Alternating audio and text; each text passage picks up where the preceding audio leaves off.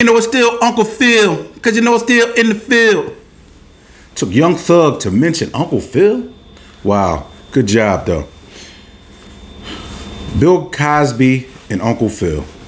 When we think about media, especially media, and I'd say back in the 80s, it wasn't, starting with Bill Cosby, it wasn't media that was just projected to necessarily African Americans, but media that was projected to be the world. Therefore, that was a show that universally was beloved and made an impact on a lot of people's lives. So back in, I think, 84, 85, when it came out, I was 10 or 11 years old. And I know not just for me, but anybody from that era that will tell you that not only was it a great show, it was a funny show, and it was a show that made people feel good. As I got a little older, I was, I guess, an adult because it came out in the 90s, or close to being an adult, when The Fresh Prince of Bel-Air came out.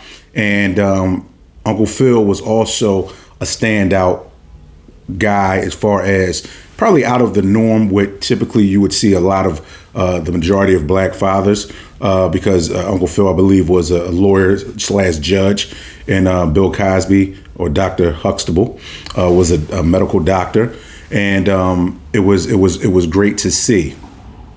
But the other part to it that was great to see about both shows is that not that people were perfect, not that kids didn't get into issues and situations, but the way that they handled it, the way that they chose to handle things. Now, I mean, we all get it. Times change.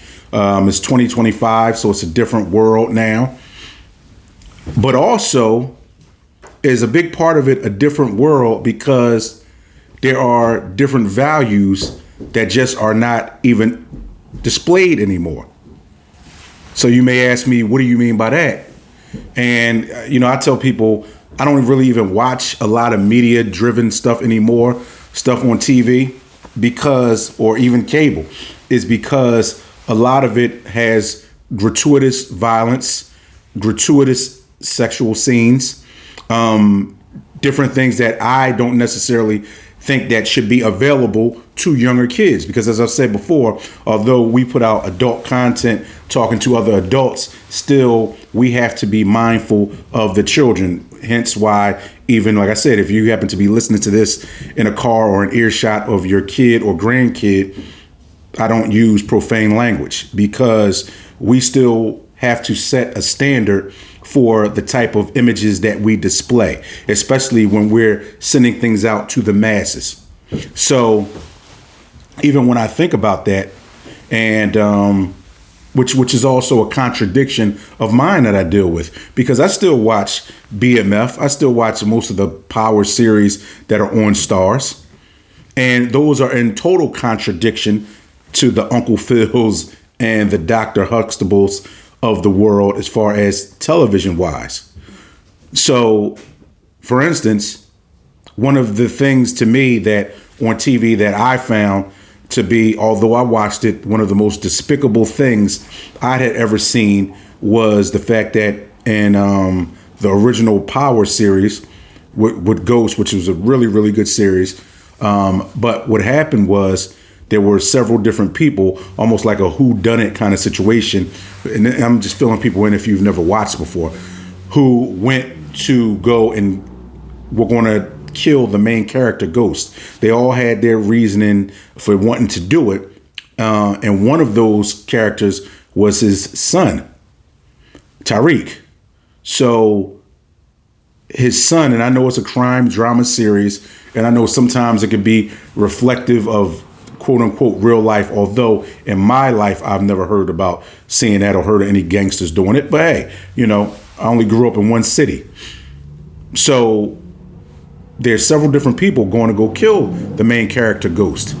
And what happens is that because they kind of, separated it and did it in bits and pieces. And so eventually it comes out and they've shown that his son is the one who kills him. His son kills him.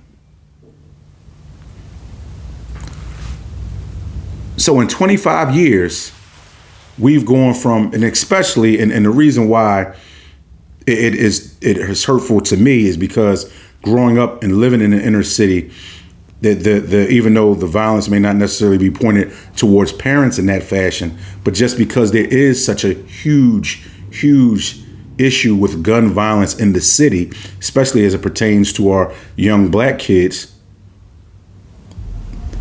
you would write in, and I can even take, okay, maybe he was one of the ones that went to go do it, but one of the adults beat him to the punch, and they did it.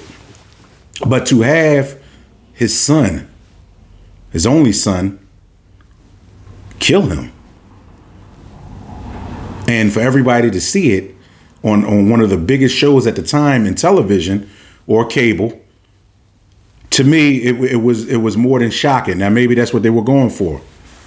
I think that it could have gone another way. But so from 84 to, I guess that happened maybe in 2022. I think that happened maybe 2021, 2022. But basically, in a 30-year period, that's what we've come to as far as our writing and how we perceive our black fathers.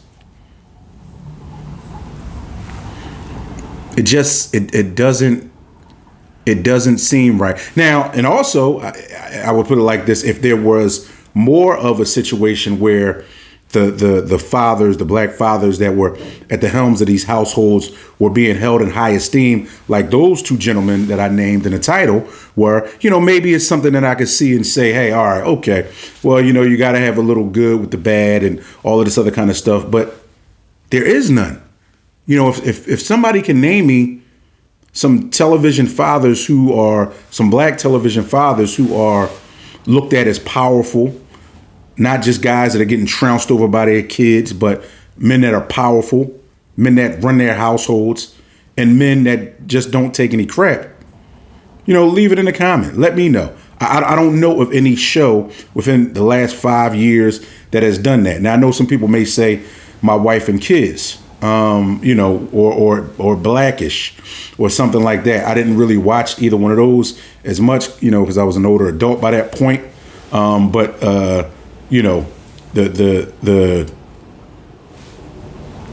were some things, and I know I watched My Wife and Kids, certain things in there that I didn't like, as far as him having a kid and he was still staying home, he was unmarried, something that was going on that I really thought, even though it may have been a sign of the times, still to me, once again, when you're projecting out to the masses, remember, that is the consumption that a lot of people want to take. Like a lot of times, like even with rap music, and we'll talk about that in another one. A lot of times the kids aren't going to listen to you and me because they're like, they're older, they such and such and such and such. But the thing is that they're going to listen to media. The same way when we were kids, we listened to media. I loved NWA. I was 3,000 miles away from the West Coast, but I loved NWA. It resonated with me. I loved it, right? And it was one of those things, but I also had Public Enemy to listen to. I also had X-Clan to listen to. So I had different mediums to listen to that would say, hey, look, you might be thinking this kind of way with this, although you may not know much about it, but there's also this that's positive. And that's why, in a lot of ways, we, not just as black people, but as a society, has become so salacious and so, and once again, as I always tell you, me also, ingrained in BS, is because there's no balancing act to a lot of the stuff that goes on anymore. It's just sex and violence. Sex and violence. So hopefully one of these days, there'll be some good shows, content again, especially coming out of black households, to promote a bill without the pills and another Uncle Phil. Because I know even me watching them and having decent parents, they still gave me and a lot of guys that I grew up with a lot of hope and gave a lot of direction. Because it's funny, when you're younger, you really don't know exactly what you need from what you see. what you need from what you hear.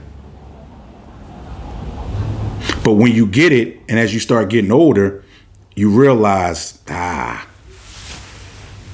needed that. I remember how Uncle Phil did such and such and such. I remember how Dr. Heathcliff Huxtable did such and such along with their wives. The way that they were able to, although fictitiously, run a family. And although we know all families are dysfunctional and none of them would be perfect, but we all need a blueprint.